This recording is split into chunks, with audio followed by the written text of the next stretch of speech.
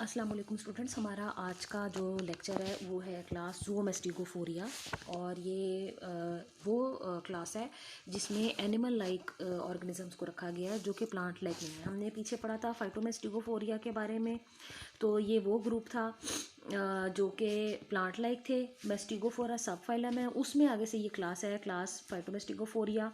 और उसमें से दूसरी क्लास ये ज़ूओमास्टिगोफोरिया है और ये वो ऑर्गेनिजम्स हैं जो कि एनिमल लाइक है। अब इसमें ट्राइपेनोसोमा आता है। ट्राइपेनोसोमा एक बड़ा ही इम्पॉर्टेंट ऑर्गेनिज्म है मेडिकली भी, क्योंकि ये जब आपके जिस्म में दाखिल हो जाता है तो ये एक बीमारी पैदा करता है जिसे स्लीपिंग सिकनेस कहते हैं। और इस बीमारी में नींद बहुत आती है, उसके अलावा भी बहुत सारी सिम्टम्स हैं। तो ट्राइपेनोसोमा जो है इसकी आगे से एक जो स्पीशी है जिसके बारे में हमने ज़्यादा बात करना है वो है ट्राइपेनोसोमा ब्रुसाए। इसकी आगे से 3 स्पीशीज़ हैं, क्योंकि जब स्पीशी में भी इतना ऑर्गेनिजम्स में फ़र्क आ जाए तो फिर एक छोटा और ग्रुप बनाना पड़ता है जिसे हम सब स्पीशी कहते हैं। तो इस स्पीशी के आगे से 3 सब स्पीशी हैं। Trypanosoma brucei brucei, Trypanosoma brucei gambiense, Trypanosoma brucei rhodesiense. तो ये तीनों मिलकर जो सब स्पीशी हैं उनको कलेक्टिवली हम कहते हैं ट्राइपेनोसोमा ब्रुसाए कॉम्प्लेक्स। तो ये अफ्रीकन कंट्रीज़ में, बरअज़म अफ्रीका में जो पाए जाने वाले मुल्क हैं जहाँ हेल्थ की कंडीशन अच्छी नहीं है, जहाँ सेहत व सफाई की कंडीशन अच्छी नहीं है, जहाँ गंदगी बहुत है, जहाँ खुराक वगैरह का मामला, कहत का पड़ना, ये पास्ट में मसाइल चलते रहे हैं, तो वहाँ पर ये जो इशू है ये ज़्यादा है। सीसी फ्लाई जो जिसका जो साइंटिफिक नेम है ग्लॉसिना स्पीशीज़ में बहुत सारी हैं, आगे से इसकी बहुत बड़ी सारी किस्में। ये क्या करती है, ये जब इंसानों का खून चूसती है, बाइट करती है इंसानों को, तो इसमें अगर ट्राइपेनोसोमा की इन 3 सब स्पीशीज़ में से कोई एक स्पीशी हो तो ये उस ट्राइपेनोसोमा को हमारे जिस्म में दाखिल कर देती है। जब ट्राइपेनोसोमा हमारे जिस्म में दाखिल हो जाता है तो ये अपना लाइफ साइकिल स्टार्ट कर देता है, ये रिप्रोड्यूस करना शुरू कर देता है अपने जैसे बहुत सारे ऑर्गेनिजम्स को। और उसके बाद जो ट्राइपेनोसोमा है वो रिप्रोड्यूस करने के बाद जो है हमारे जिस्म में स्कैटर होना शुरू हो जाता है और फिर बीमारी पैदा हो जाती है, जिसे मैं आपको बता रही हूँ कि ये स्लीपिंग सिकनेस है। तो ट्राइपेनोसोमा ए से एक्चुअली रिप्रोड्यूस करता है सीसी फ्लाई की गट के अंदर, 10 दिन वहाँ रहता है, फिर वहाँ से इसके सलाइवरी ग्लैंड में आ जाता है। तो सीसी फ्लाई जो है उसको मालूम भी नहीं होता और उसमें ट्राइपेनोसोमा जो है वो पल रहा होता है। फिर ये ट्राइपेनोसोमा 15 से 35 दिन के दौरान जो है ये अपने आप को चेंज करता है, शक्लें धार करता है मुख्तलिफ।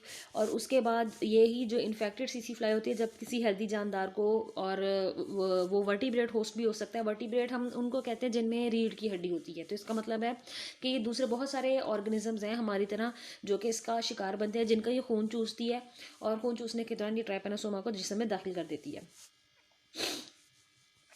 अब अगर हम बात करें इस ऑर्गेनिज्म की, क्योंकि हमारे जिस्म के अंदर रह रहा है तो इसे हम पैरासाइट बोलेंगे और हम हो गए इसके होस्ट।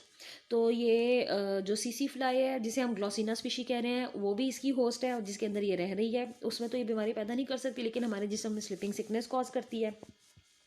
ये जो पैरासाइट है हमारे खून में रहती है, हमारी लिम्फ के अंदर रहती है, हमारी स्प्लीन तिल्ली जिसे बोलते हैं उसके अंदर रहती है। सेरेब्रोस्पाइनल फ्लूइड जो कि हमारे ब्रेन के अंदर कैविटी है, न्यूरल कैविटी, उसमें पाया जाने वाला फ्लूइड है, ये वहाँ भी पहुँच सकती है ब्लड सप्लाई के थ्रू।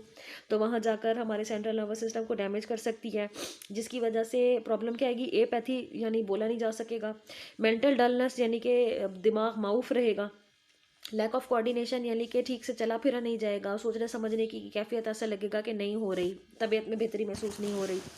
और स्लीपीनेस यानी कि नींद का जो गलबा है वो हर वक्त बहुत ज़्यादा रहेगा।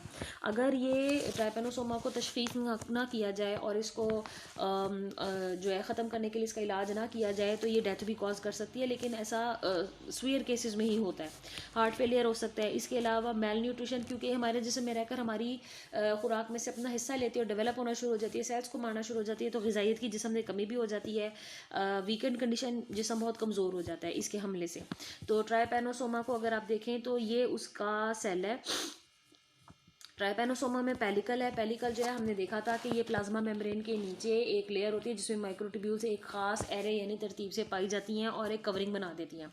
इसका सेंटर में न्यूक्लियस पाया जाता है, दरमियान में इसकी एक मखसूस प्रोटीन्स की लेयर है जिसे काइनेटोप्लास्ट कहते हैं। ये एक मखसूस स्ट्रक्चर है जो बहुत सारी प्रोटीन्स और दीगर कंपाउंड से बनता है। फिर उसके बाद आप देख रहे हैं कि इसका फ्लैजिलम है, एक साइड से निकल रहा है। फ्लैजिलम के दो हिस्से हैं, एक फ्री फ्लैजिलम है, एक ज़ाहिरी बात है सेल बॉडी की बेस पे जो है वो लगा हुआ है। इसके सेल के अंदर एंडोप्लाज्मिक रेटिकुलम भी पाया जाता है। इसकी जो फोल्डिंग है और जो फ्लैजिलम है पूरे सेल के साथ एक तरफ से अटैच्ड है और एक तरफ से फ्री है। जो अटैच्ड हिस्सा है उसके नीचे जब पेलिकल पाई जाती है तो दोनों को मिलकर कहते हैं अंडुलेटिंग मेम्ब्रेन, जिसकी वजह से ये बल खाकर तो बेहतर तरीके से मूव करने की कोशिश करता है। अच्छा जी, ये अब आपको इन्होंने दिखाया हुआ है कि कैसे सीसी फ्लाई जो है वो खून चूसने के दौरान उसने हमारी स्किन के अंदर, हमारी ब्लड वेसल के अंदर जो है अपनी बारीक सा जो माउथ पार्ट है उसको इंसर्ट किया। इसके जिस्म के अंदर गट में नीले रंग के ट्राइपेनोसोमा दिखाए गए हैं जो कि पल रहे हैं। जब भी हमारा खून चूसती है ब्लड वेसल को पंक्चर करती है और खून चूसने के दौरान ये नीले रंग के ट्राइपेनोसोमा हमारे खून में दाखिल करा देती है। इस डायग्राम में आप देख सकते हैं ये जो है वॉलवॉक्स के बारे में दिखाया गया। वॉलवॉक्स हमने फाइटोमेस्टिगोफोरा से ताल्लुक़ रखने वाले जानदार के बारे में पढ़ा था। कॉलोनियल ऑर्गेनिज्म है, हज़ारों की तादाद में इसमें सेल्स होते हैं। कुछ सेल्स वेजिटेटिव सेल कहलाते हैं जो अंदर होते हैं। जो किनारों पर पाए जाते हैं सेल्स वो लोकोमोटर सेल्स होते हैं। वो फ्लैजेला की तरह से इसको फ्लैजेला की मूवमेंट की वजह से इसको मूव कराते हैं। इसके सेल्स में डिवीजन करने की खासियत होती है। तो जब सेल्स डिवाइड करते हैं तो डॉटर कॉलोनीज बनाते हैं। आप इसमें देख रहे हैं कि इसमें बहुत सारी डॉटर कॉलोनीज पाई जाती हैं। डॉटर कॉलोनीज तब रिलीज़ होती हैं जब पेरेंट कॉलोनी मर जाती है, फर्स्ट उसमें बर्स्टिंग हो जाती है और उसकी बर्स्टिंग की वजह से इसकी डॉटर कॉलोनीज निकल जाती हैं। अच्छा, इसमें आप देख सकते हैं कि यहाँ जो डायग्राम बी है इसमें उन्होंने उसकी वॉल का हिस्सा दिखाया हुआ है। फ्लैजिलम निकल रहे हैं अंदर, आप देख सकते हैं कि उनके खुलियों के अंदर वैक्यूल पाए जाते हैं जो कि पानी जो के अंदर आता है सेल बॉडी में उनको रिलीज़ करते हैं। स्टिग्मा मौजूद है जो कि आपको ये बात मालूम होगी कि आई स्पॉट होता है, ये फोटो रिसेप्टर होता है जो कि लाइट इंटेंसिटी को डिटेक्ट कराने में इनको मदद देता है। न्यूक्लियस इनके सेल की तमाम एक्टिविटी को कंट्रोल करता है। इनमें क्लोरोप्लास्ट होता है, ये अपनी खुराक को तैयार कर सकते हैं और अपनी खुराक फोटोसिंथेसिस के जरिए तैयार करते हैं।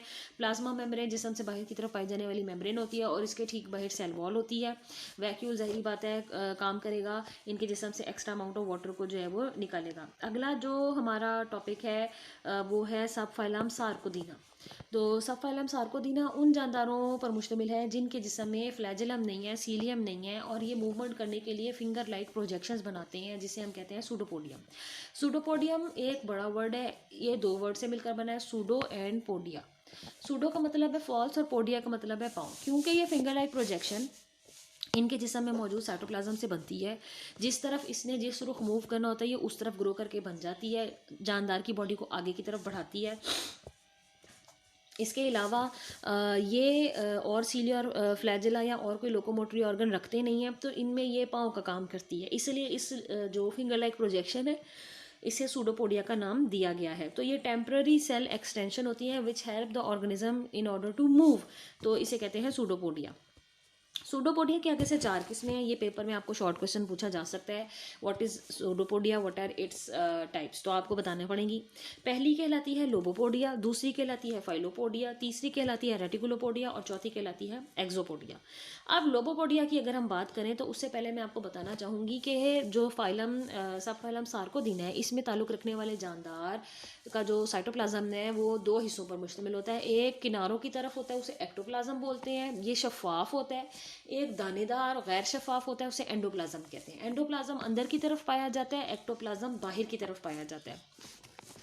तो लोबोपोडिया जो है ये बनता है एक्टोप्लाज्म की मूवमेंट की वजह से और इसमें जो ब्रॉड सेल एक्सटेंशन है यानी जो सूडोपोडिया है वो चौड़ा बनेगा, फूड को कैप्चर करने में हेल्प आउट करेगा, लोकोमोशन करने में हेल्प आउट करेगा और इसमें एक्टोप्लाज्म और एंडोप्लाज्म दोनों शामिल होंगे।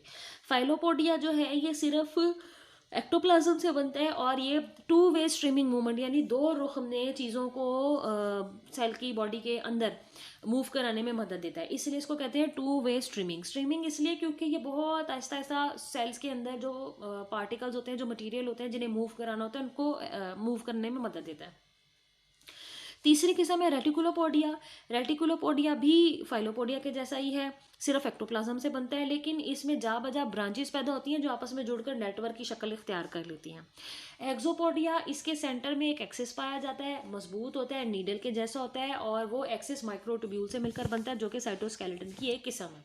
अब ये मैं आपको बता दूं कि सब फाइलम में आता है अमीबा। अमीबा यूनिसेलुलर है, अमीबा यूकैरियोटिक है, इसमें आप देख रहे हैं मेम्ब्रेन बाउंडेड न्यूक्लियस आपको नजर आ रहा है, दीगर सेल भी ऑर्गेनल्स भी पाए जाते हैं, सेल मेम्ब्रेन इनमें होती है, इनमें सेल वॉल नहीं होती। इनमें आप देख सकते हैं कि साइटोप्लाज्म जो है वो दो तरह पर मुश्तमिल है, एक जो है वो पेरिफेरी की तरफ है एक्टोप्लाज्म, और एक जो है वो अंदर की तरफ है एंडोप्लाज्म। और इनमें कॉन्ट्रैक्टाइल वैक्यूल पाए जाते हैं जो कि पानी जो कि जिस्म के अंदर इनकी सेल बॉडी के अंदर एक्स्ट्रा आ जाता है उसको जज्ब करके खारिज करते रहते हैं।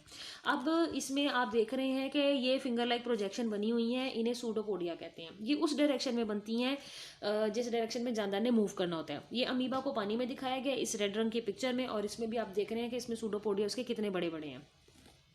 अब मैं आपको मिसाल देकर समझाऊंगी कि जो चारों किस्में हमने पढ़ी हैं सूडोपोडिया की, उनमें फ़र्क क्या है। सबसे पहले देख रहे हैं हम लोबोपोडियम। लोबोपोडियम बड़ा है, ब्रॉड है, चौड़ा है, इसमें एक्टोप्लाज्म एंडोप्लाज्म दोनों फ्लो करते हैं, तो फिर ये बनता है।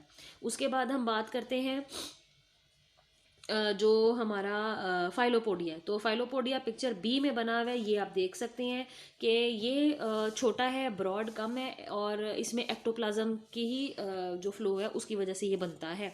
और ये इसकी ही किस्म को अगर हम देखें नीचे सी साइड पर, तो आप देख रहे हैं कि फाइलोपोडिया मजीद थिन हो गया है, उसमें जगह जगह ब्रांचेज हो गई हैं, छोटे छोटे चैनल बन गए हैं, और वो खुराक को दो डायरेक्शंस में मूव करा रहा है। जब वो इस तरह से काम करता है तो फिर उसको हम फाइलोपोडिया नहीं कहेंगे, हम उसको रेटिकुलोपोडिया कहेंगे।